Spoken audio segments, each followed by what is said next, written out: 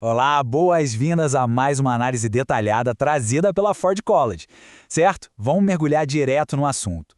Como parte da nossa jornada, saindo lá da Ethereum Virtual Machine, a EVM, e indo direto para a Solana Virtual Machine, a SVM, o papo hoje é fascinante. Controle de acesso baseado em funções e considerações de segurança. Traduzir os controles de acesso do Solidity para Rust e Anchor não é só copiar e colar código, não.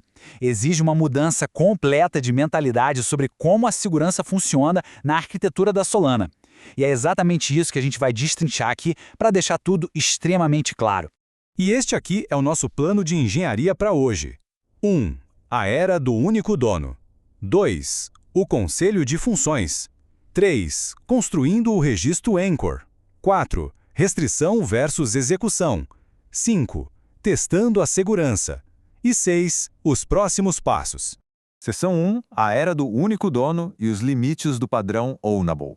Para dar um contexto legal, na nossa última lição, a gente dissecou a implementação do padrão Ownable no Anchor. Vimos como armazenar o estado de autoridade, a chave pública do dono, dentro de uma conta, permitindo que só o portador dessa chave chamasse certas instruções. Mas o padrão Ownable é basicamente como ter um ditador num reino. Tem uma chave só para o castelo inteiro.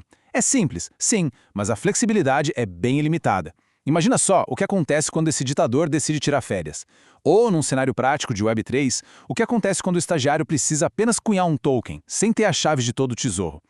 É por isso que surge a necessidade de evoluir para o Role-Based Access, o acesso baseado em funções. Sai o ditador e entra o alto conselho, trazendo permissões granulares, escalabilidade e, claro, muito mais segurança para as operações.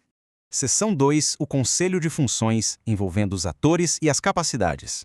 Aqui a gente lida com uma verdadeira quebra de paradigma. A evolução do modelo muda aquela pergunta básica de quem é o dono para uma pergunta muito mais inteligente. Quem tem quais capacidades? A definição formal do que estamos construindo é bem interessante. O Role-Based Access Control, ou RBAC, é um sistema que delega poderes específicos para funções específicas, mapeando essas capacidades direto na blockchain para atores autorizados. Ao invés de depender de uma assinatura só, a gente cria um modelo de governança distribuída. Fica incrivelmente modular e seguro, perfeito para protocolos grandes onde várias equipes mexem em partes diferentes do smart contracts.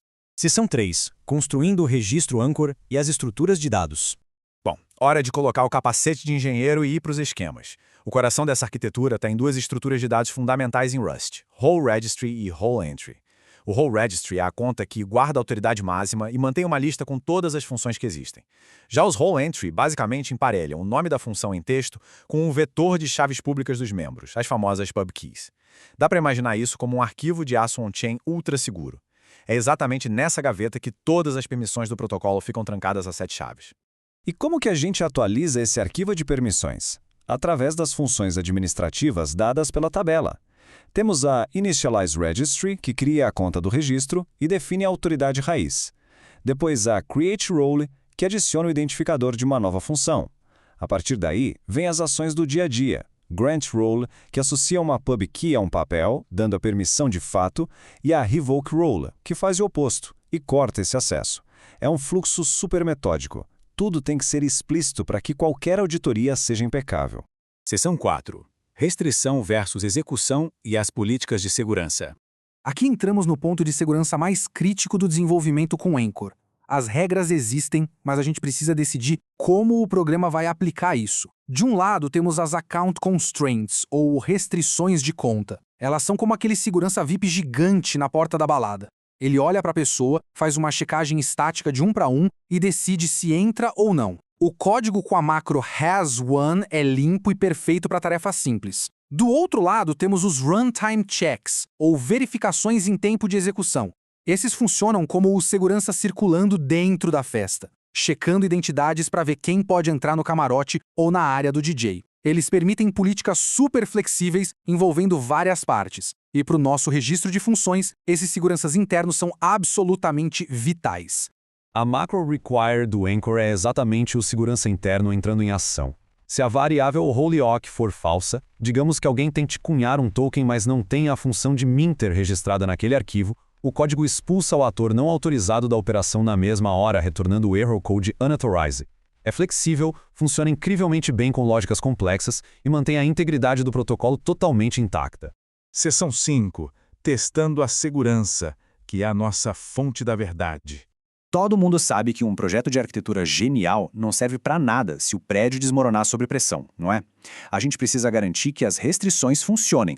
Então, essa é a sequência exata de como a gente constrói, implementa e faz o teste de estresse do Smart Contract usando o TypeScript. Passo 1. Inicializa a conta de registro. Passo 2. Testa os manipuladores administrativos. Passo 3. Protege as instruções reais. E o passo 4, que é fundamental.